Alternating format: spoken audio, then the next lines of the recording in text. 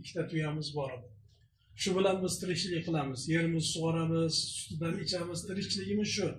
Bitta tuyamizni otasi, o'g'li, ya'ni o'g'lim bilan erim demoqchi bo'lyapti. Otasi, o'g'li minib hajga ketishdi.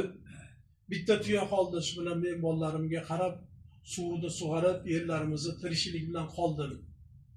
Shu sababli hayotni shu holati.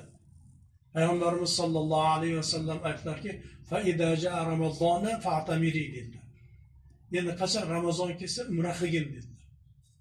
Ramazondagi qilgan umra hajga barobar dedilar. Bir rivoyatda aytadilarki, men bilan haj qilgandek bo'ladi.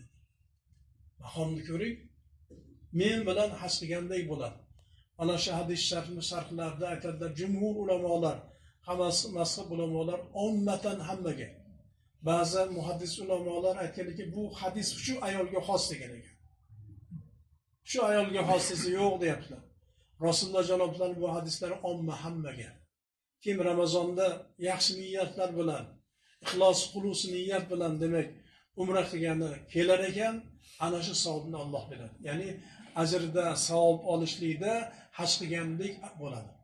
Shunda qanaqangi katta imkoniyatni Alloh bizlarga berdi.